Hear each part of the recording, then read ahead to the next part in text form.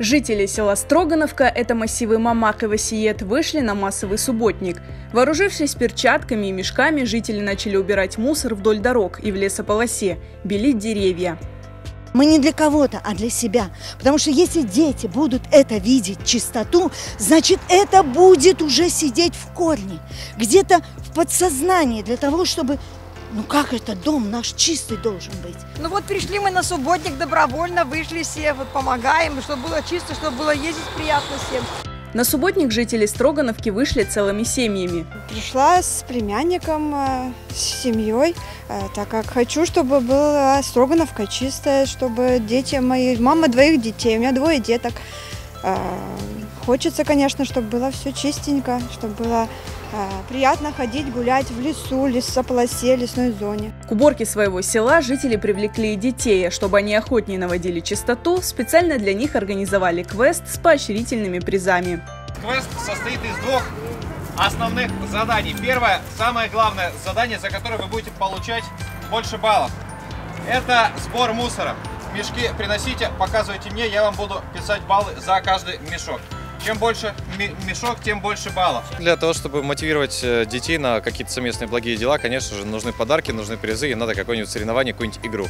Вот. А так как я, в принципе, на этом специализируюсь, на играх, то поэтому, ну как же для своих не сделать. Обратите внимание, как они сейчас загорелись, вот, и вон бегают, ищут, собирают, это же хорошо, это здорово. Мы этот мусор собираем с моей командой, с Эмилием и Дамиром. Этот мы мусор ходили по лесу, искали, и вон там на стройке искали. Железки, стекла, пластмасс искали, находили, собирали. В одном месте было много пластмасса и железа, мы его весь собрали.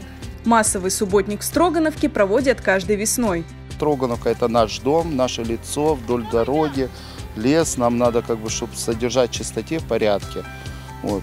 Приближаются сейчас священные наши праздники, Рамазан. И мы должны перед праздником все, чтобы у нас было чисто, порядок. У нас трасса, соединяет Симферополь и Дружная. Вот. Протяженностью она в районе может 25 километров. Вот. Ну, проезжие кидают там мусор, то есть все, ветер с мусорок. Потому что у нас все мусорки полностью еще не оборудованы. К уборке местные жители отнеслись со всей ответственностью, но некоторые особо загрязненные участки убрать самостоятельно довольно сложно. Здесь исторически так сложилось, что установили мусорник на выезде, потому что было людям удобно на выезде выбрасывать мусор. Но по Санпину здесь вообще нельзя устанавливать мусорные баки, так как рядом протекает река, Малый Салгир. Вот это все находится, его бассейн, бассейн реки Малый Салгир. И в 50 метрах находится санитарная зона. Для того, чтобы полностью очистить русло реки Малого Салгира, нам необходима техника. Также необходимо убрать эту мусорку, потому что она все равно постоянно разносится, мусор по всему руслу.